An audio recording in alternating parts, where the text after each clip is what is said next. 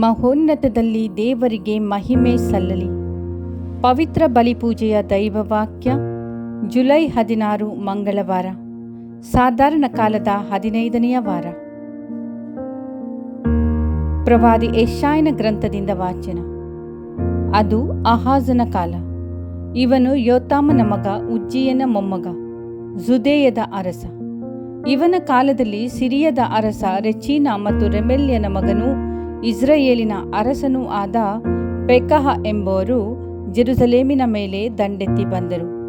ಆದರೆ ಅದನ್ನು ಜಯಿಸಲು ಅವರಿಂದಾಗಲಿಲ್ಲ. ಸಿರಿಯರ ಸೈನಿಕರು ಈಗಾಗಲೇ ಇಸ್ರಾಯೇಲಿನ ಗಡಿಯೊಳಗಿದ್ದಾರೆ ಎಂಬ ಸುದ್ದಿ ಜುದೇಯದ ಅರಸನಿಗೆ ಮುಟ್ಟಿದ್ದೇ ತಡ. ಅವನೂ ಅವನ ಪ್ರಜೆಗಳೆಲ್ಲರೂ ಹೆದರಿದರು. ಬಿರುಗಾಳಿಗೆ ಸಿಕ್ಕಿದ ಗಿಡ ಮರಗಳಂತೆ ನಡುಗಿದರು.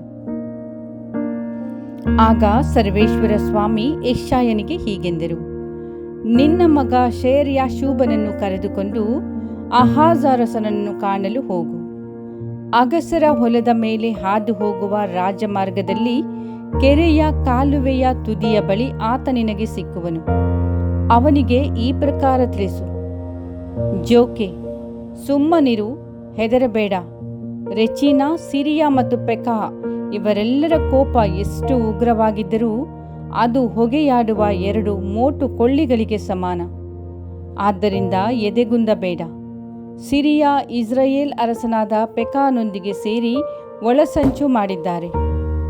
ಜುದೇಯ ನಾಡಿಗೆ ಮುತ್ತಿಗೆ ಹಾಕಿ ಅದನ್ನು ಬೆದರಿಸಿ ಆಕ್ರಮಿಸಿಕೊಳ್ಳೋಣ, ತೆಬೇಲನ ಮಗನಿಗೆ ಅಲ್ಲಿಯೇ ಪಟ್ಟ ಕಟ್ಟೋಣ ಎಂದು ದುರಾಲೋಚನೆ ಮಾಡಿಕೊಂಡಿದ್ದಾರೆ. ಆದರೆ ಸ್ವಾಮಿ ಸರ್ವೇಶ್ವರನಾದ ನಾನು ನಿನಗೆ ಹೇಳುತ್ತೇನೆ, ಈ ಯೋಜನೆ ಕೈಗೂಡುವುದಿಲ್ಲ, ಈ ಒಳಸಂಚು ನೆರವೇರುವುದಿಲ್ಲ.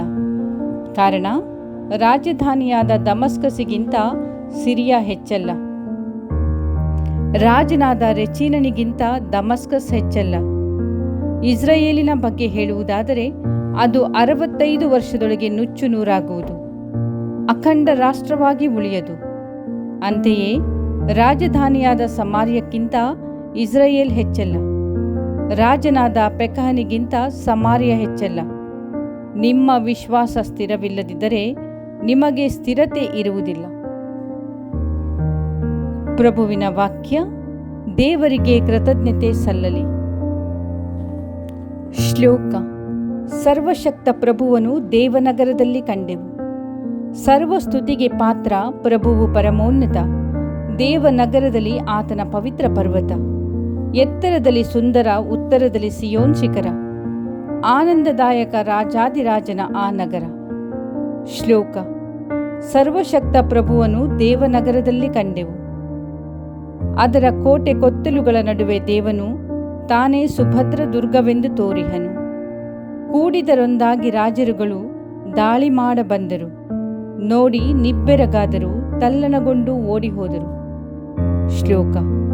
ಸರ್ವಶಕ್ತ ಪ್ರಭುವನ್ನು ದೇವನಗರದಲ್ಲಿ ಕಂಡೆವು.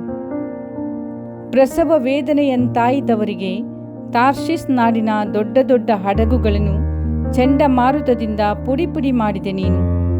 ಶ್ಲೋಕ. ಸರ್ವಶಕ್ತ ಪ್ರಭುವನ್ನು ದೇವನಗರದಲ್ಲಿ ಕಂಡೆವು. ಘೋಷಣೆ. Hallelujah, hallelujah. ಧರ್ಮಶಾಸ್ತ್ರವನ್ನು ಎನಗೆ ಅನುಗ್ರಹಿಸಯ್ಯ, ತಿರುಗಿಸೆನ್ನ ಮನವ ನಿನ್ನ ಕಟ್ಟಳೆಯ ಕಡೆ. ಹಾಲೆಲೂಯ. ಸಂತ ಮತ್ತಾಯನು ಬರೆದ ಪವಿತ್ರ ಶುಭ ಸಂದೇಶದಿಂದ ವಾಚನ.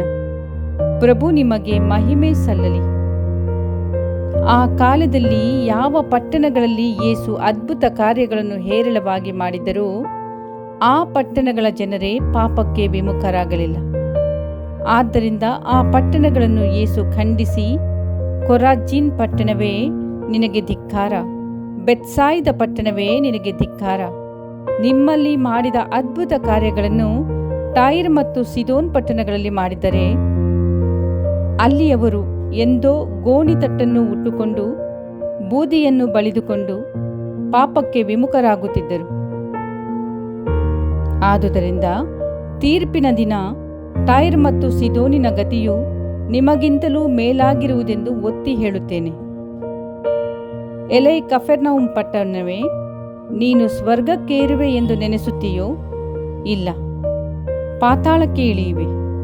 ನಿನ್ನಲ್ಲಿ ಮಾಡಿದ ಅದ್ಭುತ ಕಾರ್ಯಗಳನ್ನು ಸೊದೋಮಿನಲ್ಲಿ ಮಾಡಿದ್ದರೆ ಅದು ಇಂದಿನವರೆಗೂ ಅಳಿಯದೇ ಉಳಿಯುತ್ತಿತ್ತು.